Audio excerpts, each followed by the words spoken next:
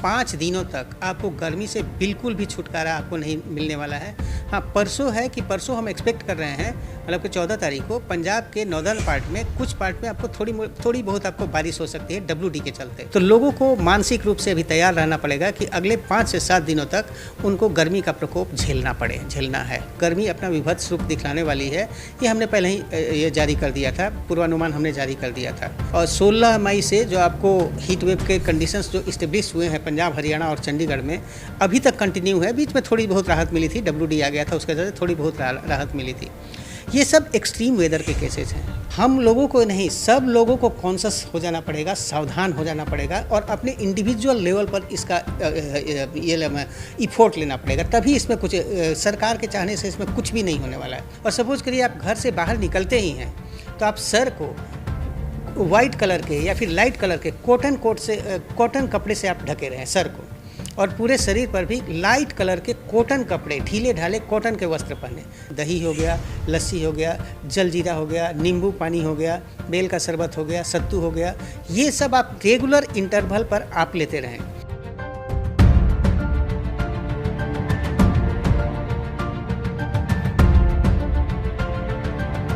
पिछले कुछ दिनों से एकदम फिर से भयानक वाली गर्मी लग रही है। ऑरेंज अलर्ट और येलो अलर्ट भी जारी किए जा रहे हैं मौसम विभाग की तरफ से पंजाब और हरियाणा को लेकर, और खासतौर चंडीगढ़ की हम बात करें, मौसम विभाग के निदेशक AK सिंह हमारे साथ हैं, उनसे खास बातचीत करते हैं कि क्या अगले दिनों में मौसम कोई रुख बदलेगा, क्या गर्मी से राहत मिलेगी। AK सिंह जी, जिस तरह से मौसम में काफ़ी हीट वेव चल रही हैं, आपने ऑरेंज अलर्ट भी जारी किया है, किस तरह से देख रहे हैं? देखिए, जहाँ तक अभी प्रेजेंट सिचुएशन आपको इंडिकेट कर रहा है, जो हमारे चार्ट्स वगैरह सब दिखा रहे हैं, उसके अनुसार हीट वेव के कंडीशंस अगले 5 दिनों तक बिल्कुल इसी तरीक़ा से आपको जारी रहने वाले हैं। हमने आज और कल के लिए पूरे पंजाब, हरियाणा, चंडीगढ़ में आपको ऑरेंज अलर्ट दिया हुआ है हीट वेव को लेकर, और उसके अगले 3 दिनों के लिए भी हमने येलो अलर्ट जारी किया हुआ है हीट वेव को लेकर।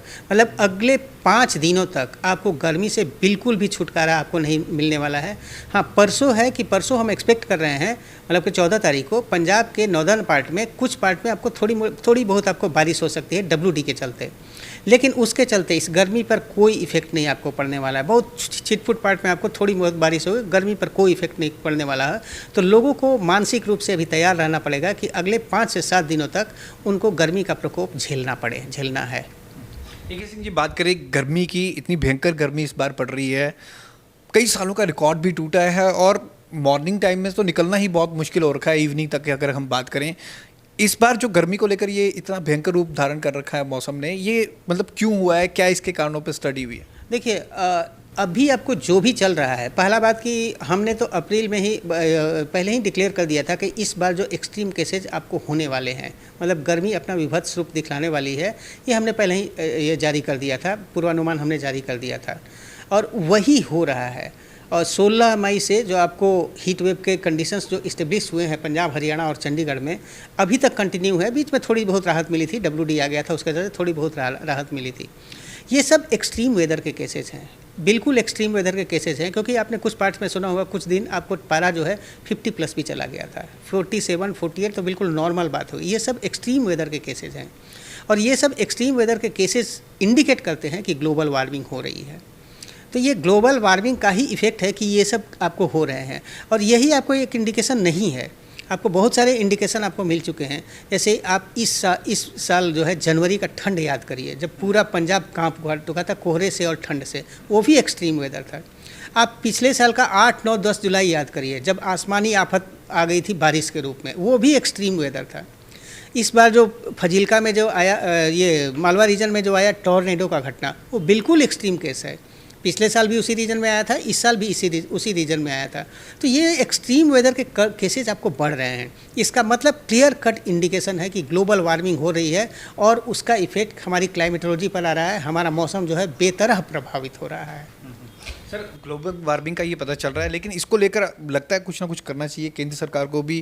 क्या मौसम विभाग भी इस पर अपने तौर पर कोई गाइडेंस जारी कर रहा है? स्टेटों को कुछ ना कुछ करना चाहिए, नहीं तो आने वाले दिनों में अब जैसे गर्मी बहुत पड़ रही है, फिर आने वाले दिनों में सर्दी बहुत पड़ेगी।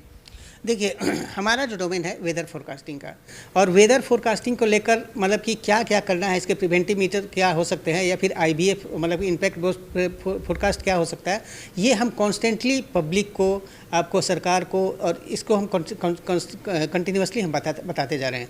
और जहाँ तक आप ग्लोबल वार्मिंग की बात कर रहे हैं, ये कोई मतलब कि स्टेट का विषय नहीं रहेगा, ये एक ग्लोबल इशू है। तो अभी आपको जिस तरीका का सिचुएशन आपको प्रिवेल कर रहा है, हम लोगों को नहीं, सब लोगों को कॉन्शस हो जाना पड़ेगा, सावधान हो जाना पड़ेगा, और अपने इंडिविजुअल लेवल पर इसका ये इफोर्ट लेना पड़ेगा। तभी इसमें कुछ सरकार के चाहने से इसमें कुछ भी नहीं होने वाला है।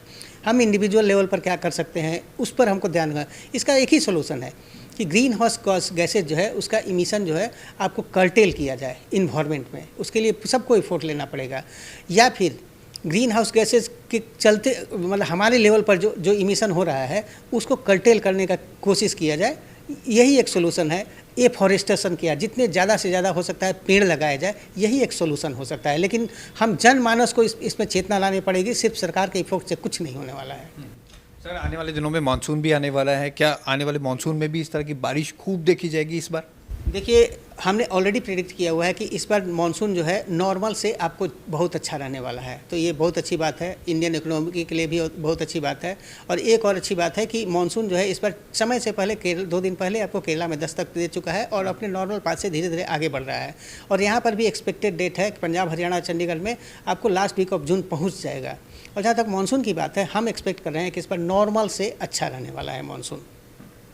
और लोगों को सर कोई एडवाइस देना चाहें गर्मी से बचने के लिए? देखिए, गर्मी से बचने के लिए तो बस यही उपाय बचता है कि जो पीक आवर्स है 10-11 से लेकर के आपको शाम 4-5 बजे तक, यदि एक्सीडेंसी नहीं हो तो घर से बिल्कुल भी बाहर निकलने की आवश्यकता नहीं है। और सपोज करिए आप घर से बाहर निकलते ही हैं तो आप सर को वाइट कलर के या फिर लाइट कलर के कॉटन कपड़े से आप ढके रहें सर को, और पूरे शरीर पर भी लाइट कलर के कॉटन कपड़े, ढीले ढाले कॉटन के वस्त्र पहने, तब आपको निजात मिल सकता है। इसके अलावा अपने आप को पूरी तरह से हाइड्रेट किए रहें। पानी भी पिएं, इंडियन कन्वेंशनल ड्रिंक पर जाएं, दही हो गया, लस्सी हो गया, जलजीरा हो गया, नींबू पानी हो गया, बेल का शरबत हो गया, सत्तू हो गया, ये सब आप रेगुलर इंटरवल पर आप लेते रहें। और ख़ासकर जिनकी इम्यूनिटी वीक है, हमारे छोटे बच्चे हो गए, हमारे बुजुर्ग हो गए, या फिर प्रेग्नेंट महिलाएं हो गई, इनका विशेष ध्यान रखें। और यदि एक्सीडेंसी नहीं हो तो इनको घर से बिल्कुल भी बाहर नहीं निकलने दें।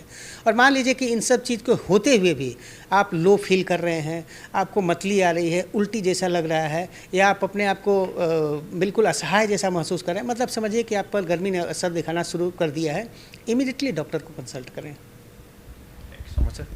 कैमरामैन आकाश के साथ भगवत सिंह, पंजाब केसरी, जगबानी टीवी, चंडीगढ़।